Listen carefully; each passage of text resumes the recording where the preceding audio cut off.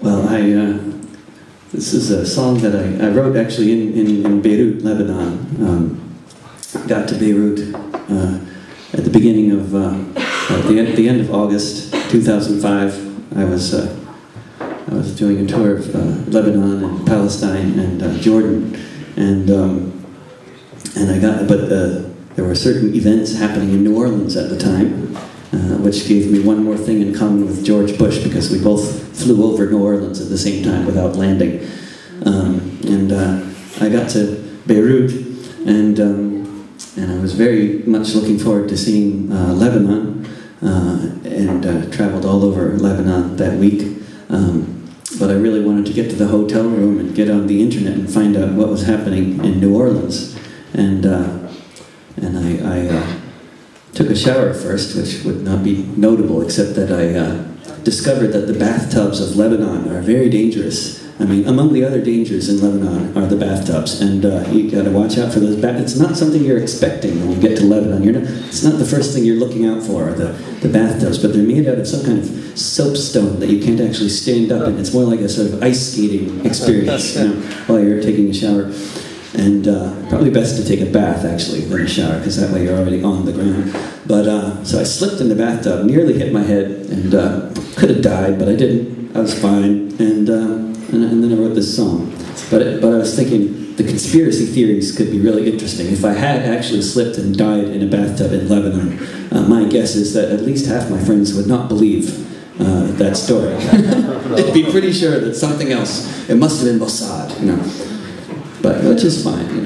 I'll happily blame Mossad. And in fact, it could have been. Maybe they went into that room and they spread something slippery on the bathtub. That could have been, I mean, the South African government actually put pesticides in the underwear of prominent ANC activists in order to give them prostate cancer. This actually happened. So who knows? So maybe I foiled a Mossad plot, actually. It very well. I feel tougher already.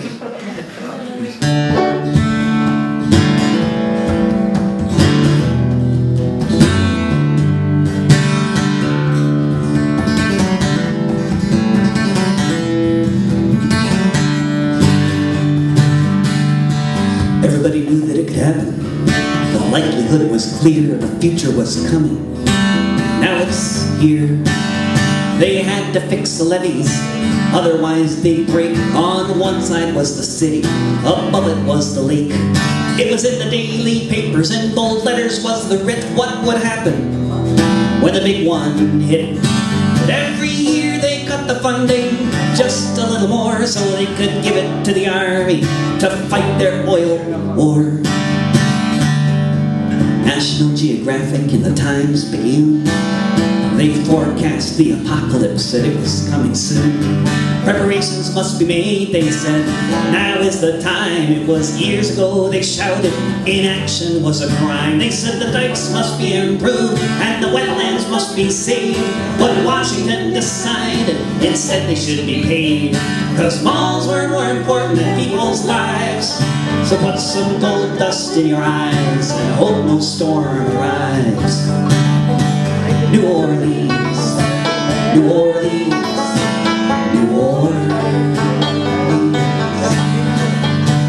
Years and years of warning, no evacuation plan. It was just that the waters rose.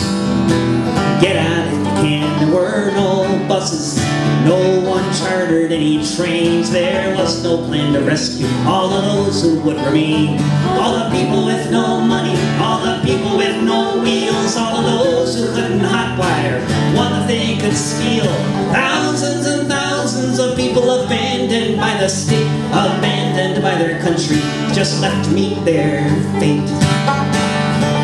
New Orleans, New Orleans, New Orleans.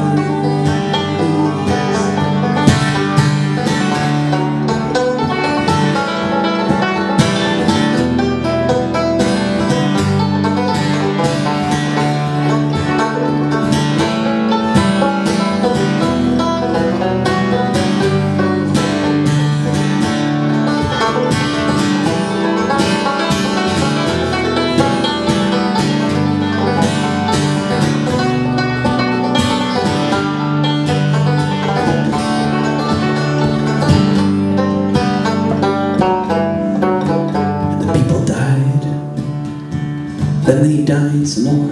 They drowned inside their attics, an army of the poor, an army of the destitute who couldn't get away. And the world will remember those sad and awful days when people shouted from their houses, dying on their roofs when people came to find them. They were turned back by the troops. They died there with no water. They died there in the heat. They were shot down by the soldiers for trying to find some food to eat. New Orleans, New Orleans, New Orleans. Now the city's in ruins. A massive toxic sea scattered through the nation. 500,000 refugees. Here we are, in the richest country on the earth, where the color of your skin determines what your life is worth, where oil is the king, where global warming is ignored, where the very end of life is the place we're heading towards, where it's more than just a metaphor, the flooding of the dike. And if we don't stop this madness, the whole world will be like New Orleans, New Orleans, New Orleans. New Orleans, New Orleans, New Orleans.